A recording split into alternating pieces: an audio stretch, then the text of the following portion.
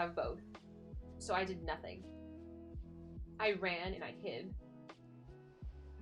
But she did not give up on me. She hunted me down. She found me in the TV studio after school one day.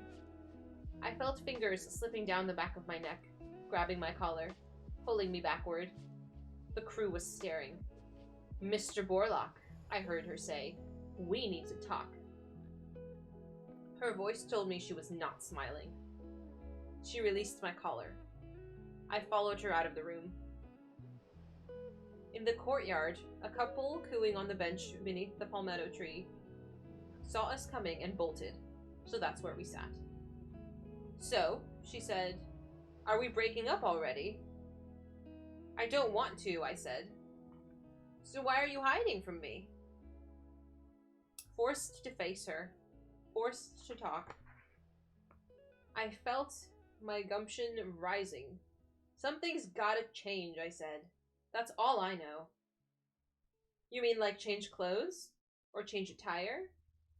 Should I change a tire on my bike? Would that do it?" "You're not funny. You know what I mean." She saw I was upset. Her face got serious. "People aren't talking to me," I said. I stared at her. I wanted it to sink in. "People I've known ever since I've moved here. They don't talk to me. They don't see me." She reached out and lightly rubbed the back of my hand with her fingertip. Her eyes were sad. "I'm sorry people don't see you. It's not fun not being seen, is it?" I pulled my hand away. "Well, you tell me what it's like. Doesn't it bother you that nobody talks to you?" It was the first time I had openly mentioned the shunning to her. She smiled. "Dory talks to me. You talk to me. Archie talks to me. My family talks to me. Cinnamon talks to me. Senor Saguaro talks to me. I talk to me." She cocked her head and stared at me, waiting for a responding smile. I didn't give it. "Are you going to stop talking to me?" "That's not the question," I said. "What is the question?" "The question is," I tried to read her face, but I could not, "what makes you tick?" "Now McClock!" I turned away. "See, I can't talk to you. It's all just a big joke." She put my face between her hand and turned me to her. I hope people were not watching us from the windows. "Okay, serious now. Go ahead and ask me the tick question again.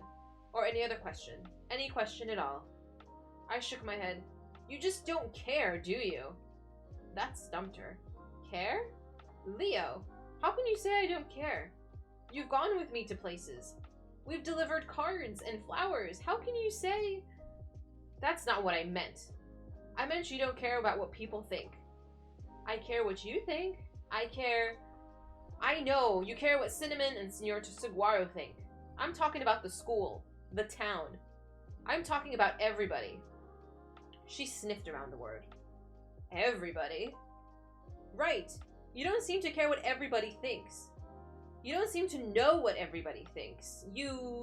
She broke in. "Do you?" I thought for a moment. I nodded sharply. Yeah, I think I know I do. I'm in touch with everybody. I'm one of them. How could I not know?" "And it matters?" "Sure it matters. Look!" I waved my arm at the school around us. "Look what's happening. Nobody talks to us. You can't just not give a crap what anybody thinks. You can't just cheer for the other team and expect your own school to love you for it." Words I had been thinking for weeks rolled off my tongue. Kovac! Kovac, for God's sake! What was that all about? She was baffled. "Who's Kovac?" "Kovac, the guy from Sun Valley, the basketball star, the guy who broke his ankle." She was still baffled. "What about him?" "What about him? What about you? What were you doing out there on the floor with him with his head in your lap?"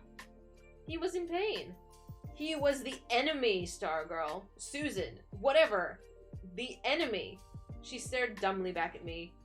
She had blinked at Susan. There were 1,000 Sun Valley people there. He had his own people to take care of him. His own coaches. His own teammates. His own cheerleaders' laps. And you had your own team to worry about. I was screeching. I got up and walked away. I came back, leaned to her. Why? I said. Why didn't you just let him be taken care of by his own people?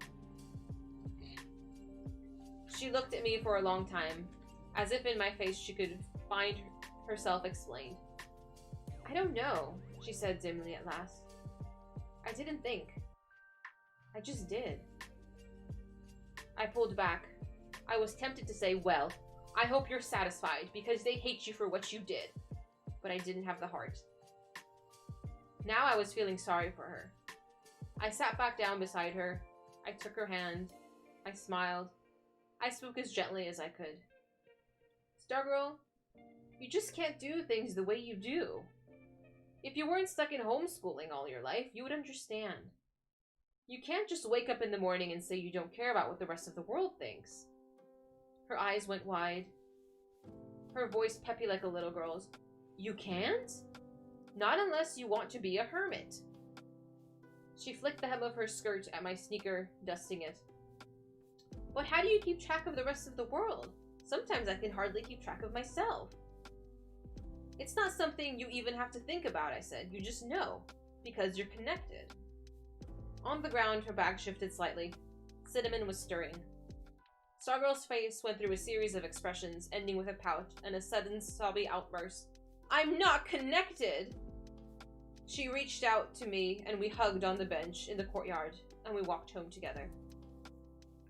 We continued this conversation for the next couple of days. I explained the ways of people to her. I said, you can't cheer for everybody. She said, why not? I said, a person belongs to a group. You can't belong to everyone. She said, why not? I said, you can't just barge into a funeral of a perfect stranger. She said, why not? I said, you just can't. She said, why? I said, because. I said, you have to respect other people's privacy. There is such a thing as not being welcome. I said, not everybody likes having somebody with a ukulele singing happy birthday to them. They don't, she said. This group thing, I said, is very strong. It's probably an instinct. You find it everywhere. From little groups like families, to big ones like a town or a school, to really big ones like a whole country.